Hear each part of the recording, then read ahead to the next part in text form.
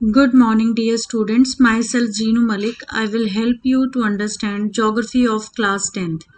Dear students, we have discussed our ongoing chapter Agriculture up to the topic Fiber Crops.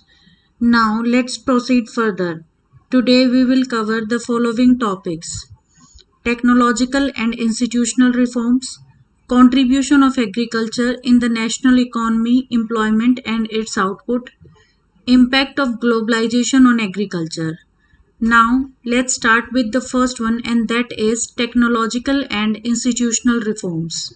After reading this title, the first question which came in our mind, and that is why we need technological and institutional reforms. Dear students, as you already aware about the colonial rule, means before 1947 we were the colony of British. Due to the zamindari and raiyatwari system during the colonial rule, the farmers were devoid of their property rights. As a result, the productivity of land was very low, the size of farms were very small, and the land was unevenly distributed. So, proper management of agriculture and implementation of advanced methods in small farms was not possible. Therefore, a large chunk of population was landless laborers because of the accumulation of land in few hands.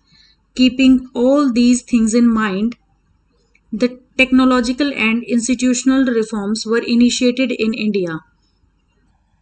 Even in this 21st century, most of the farmers in large part of our country still depend upon monsoon and natural fertility of soil. And as you know that agriculture provides livelihood for more than 60% of our population. So this agriculture sector needs serious technological and institutional reforms, and these reforms include land reforms, agriculture reforms, and comprehensive programs run by the government. Now, let's discuss the land reforms. Dear students, under the land reforms, our government did the collectivization, consolidation of holdings, cooperation, and abolition of zamindari. These were some steps which were taken by the government after independence. Under collectivizations, the peasantry were forced to give up their individual farmlands and join the large collective farms, whereas under the consolidation of holdings, land is prevented from further fragmentation and small farms are consolidated for the purpose of encouraging cooperative farming. Dear students, during 1950 to 53, laws were made to eradicate zamindari system, but due to absence of written records, it was not implemented completely. Even consolidation of land is only successful in those areas where infrastructure facilities were available. In other areas, consolidation efforts were not successful. For example, Bihar, due to flood, drought, and uneven fertility of land, made the consolidation process unsuccessful.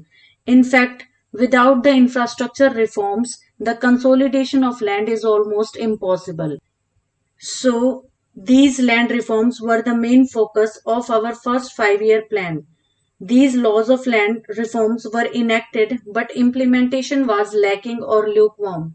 That's why the government of India embarked upon introducing the agriculture reforms to improve the Indian agriculture in 1960s and 70s. Under agriculture reforms, Indian government introduced Green Revolution in India. The Green Revolution based on the use of packaged technology. Why we called it packaged technology? Because Green Revolution was based on a lot of component such as high yielding variety seeds, surface and ground irrigation system, use of fertilizers, insecticides and pesticides, land reforms, consolidation of holdings, rural electrification, rural roads and marketing, agriculture universities.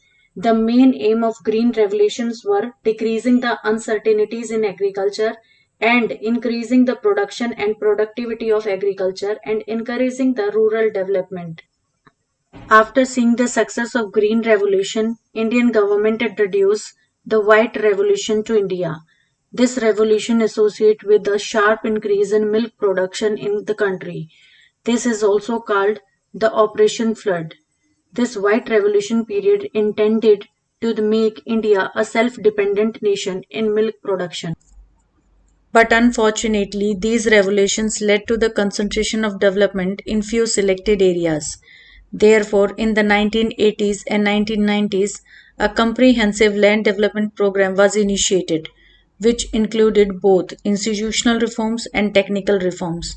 Under these reforms, certain facilities provided to the Indian farmers by the government, and these facilities are provisions for crop insurance against calamities like drought, flood, fire, cyclone, diseases, etc. Apart from this, establishment of Grameen Bank, cooperative societies, and bank for providing loan facilities to the farmer at lower rate of interest were some steps taken by the government for the betterment of our farmer. Along with this, Kisan Credit Card, personal accident insurance schemes are some other schemes introduced by the Government of India. Special weather bulletins and agriculture programs also introduced on radio and television to spread awareness among farmers. The government also announced the minimum support price, remunerative and the procurement price for the important crops, and these announcement helps to stop the exploitation of our farmer which done by the middlemen. Minimum support price is the price at which government purchases crops from the farmer. MSPs are announced at the beginning of the sowing season, whereas the remunerative prices is the minimum price at which rate sugarcane is to be purchased by the sugar mills from the farmers. Procurement prices is the price at which government purchases the crops after harvesting. The main difference between the procurement price and the minimum support price is that MSP is declared before sowing season while procurement price is declared after harvesting. In the direction of reform, there was a movement held in India, and this was Bhudan Gramdan. Bhudan was a land reform movement in India which included the voluntary gifting of land by the landowners to the landless laborers. Bhudan movement later on led to the Gramdan movement when people of a village voluntarily donated all land of the village for redistribution of land on an equitable basis. Bhudan Gramdan movement initiated by Vinoba Bhave. Vinoba Bhave is one of the foremost satyagrahi. He supported Gandhiji's philosophy of Gram Swaraj. After Gandhiji's death, Vinoba Bhave undertook Padyatra to spread the masses throughout the country. So, during this process, when he was at Andhra Pradesh, some landless farmers demanded the land for their economic well being. So, Vinoba Bhave assured them to talk to the Indian government for provision of land for them.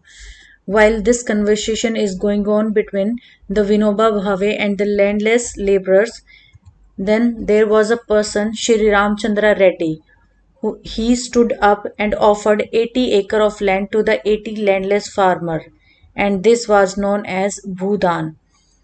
Later on, he introduced his ideas throughout India.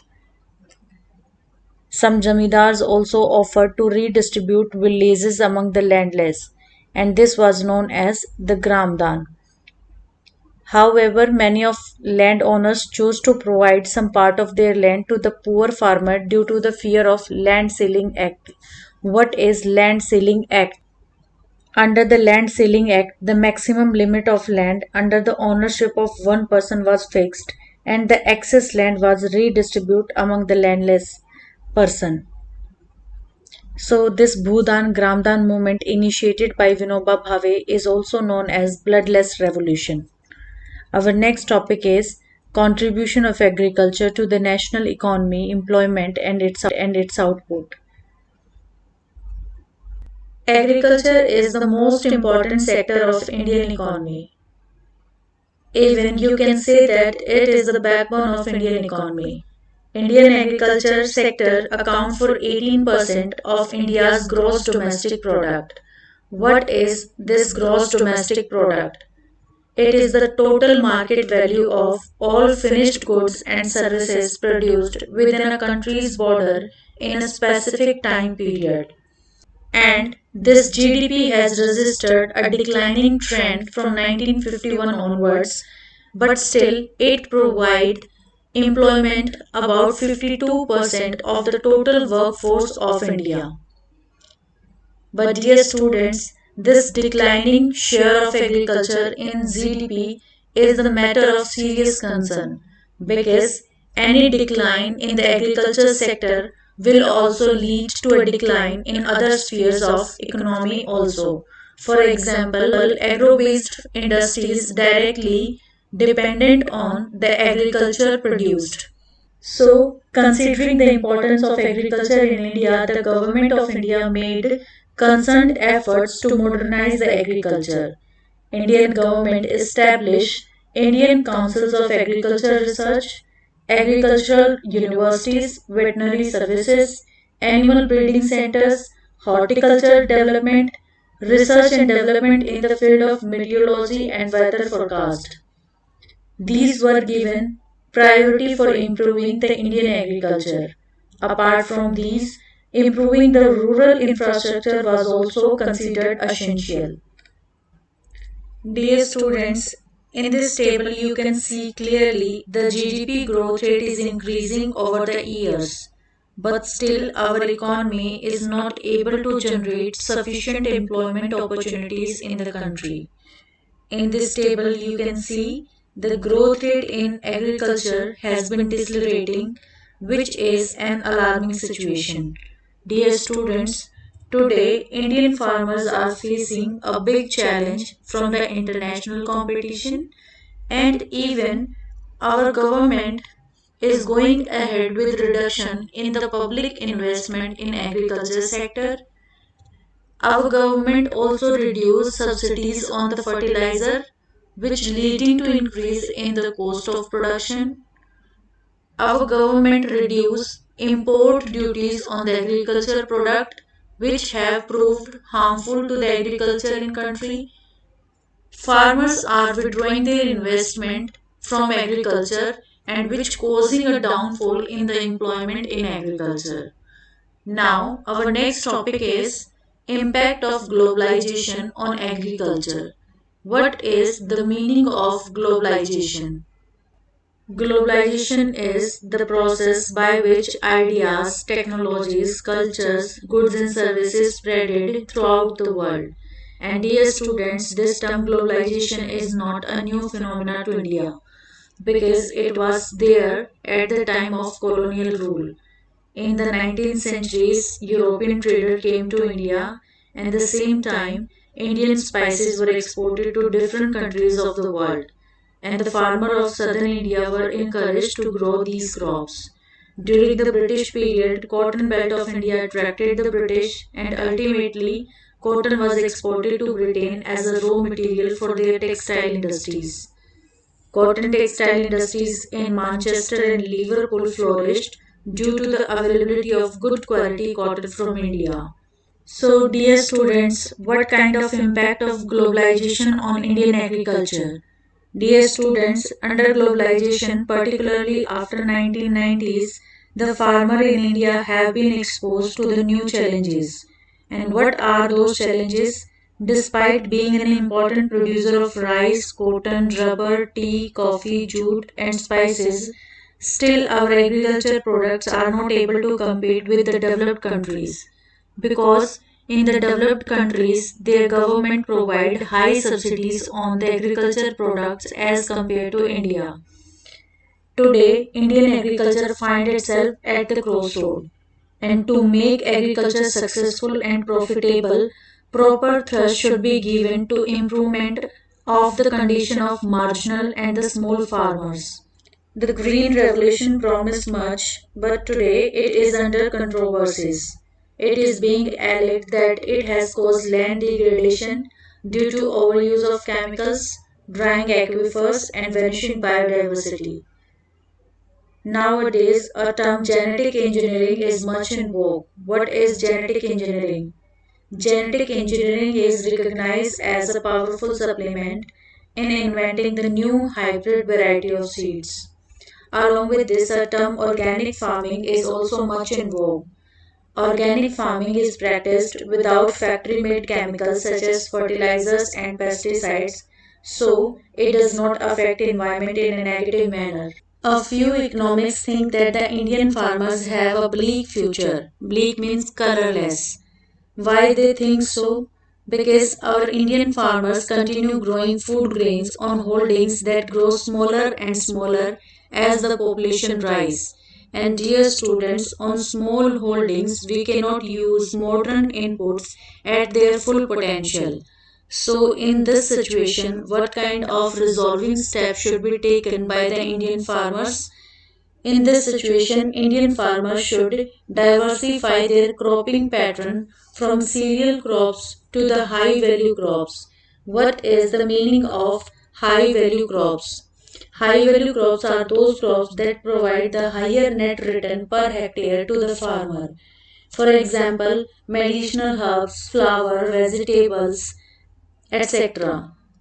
So these crops will increase income and also reduce the environmental degradation because these crops require less irrigation as compared to the other cereal crops. So along with this topic, our lesson is complete now and we will meet soon in our next class with new lesson. Till then, stay happy and blessed. Thank you.